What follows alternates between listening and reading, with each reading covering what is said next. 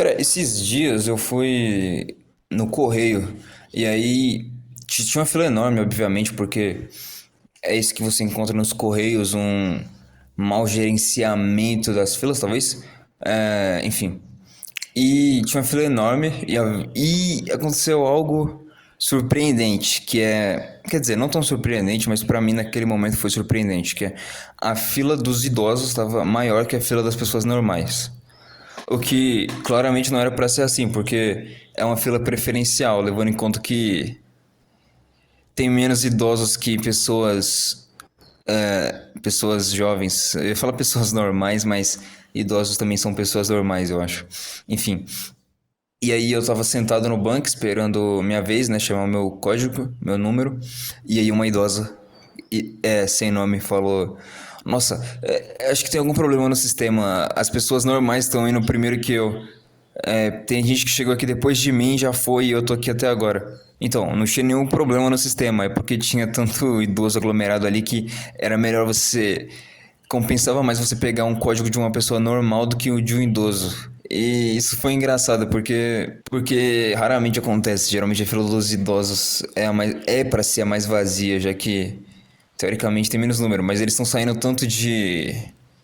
Eles estão indo tanto nas caixas, nas lotéricas, que chega um ponto que a fila deles é maior que a das pessoas normais. E a caixa tem um problema com isso.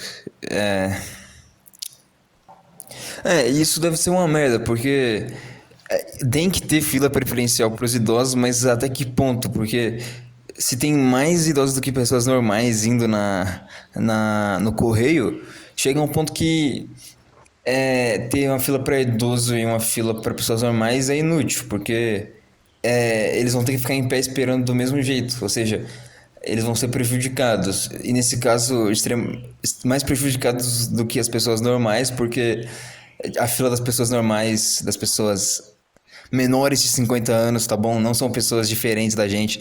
Não são, quando eu falo pessoas normais, não significa que os idosos são alienígenas, não são pessoas normais. Só significa que eles não estão na faixa etária que eu tô falando aqui, que isso é a faixa etária das pessoas que pegam a fila das pessoas que não são idosas, tá legal?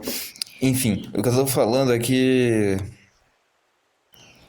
ó, vamos lá, a gente tem esse problema que é fila para idosos, certo? Como você resolve ele? Você cria mais filas para idosos, por exemplo, se só tem uma fila preferencial e ela tá cheia, talvez se você criar duas filas preferenciais, você resolve o problema. Se existem três filas para pessoas normais e uma fila para idosos, talvez se você tiver duas para pessoas normais e duas para idosos, o problema seja resolvido.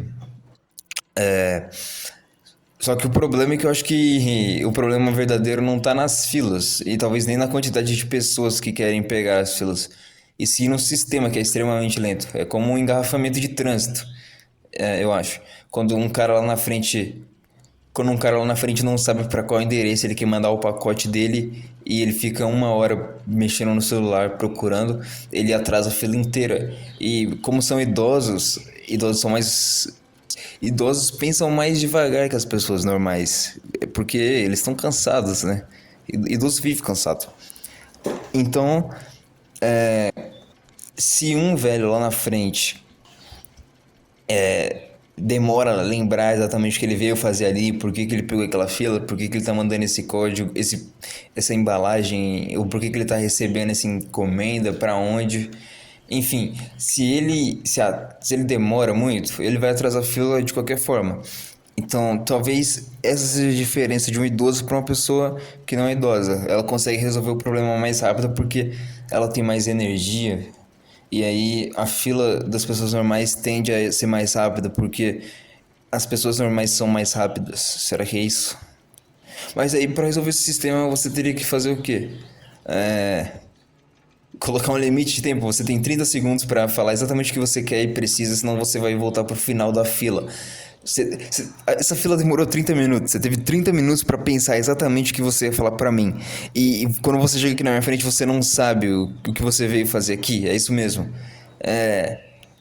Volta pro final da fila e daqui meia hora você decora, anota no papel. E aí você me fala, porque você tá travando a fila, cara. Tem gente atrás de você que sabe exatamente o que quer, mas você tá aqui atrapalhando todo mundo. Olha a fila do lado, olha a fila das pessoas normais. Todo mundo ali sabe exatamente o que quer. Entendeu? E a fila deles está andando mais rápido que a nossa, que a sua. Então, talvez se você soubesse exatamente o que você quer, você não atrasaria tanto a fila. Bom, eu acho que essa é uma alternativa, mas é meio radical, dá 30 segundos, porque. Quer dizer, 30 segundos não, né? Poderia ter um tempo limite que não é 30 segundos, por exemplo, 1 a 2 minutos. E aí você resolve o problema assim.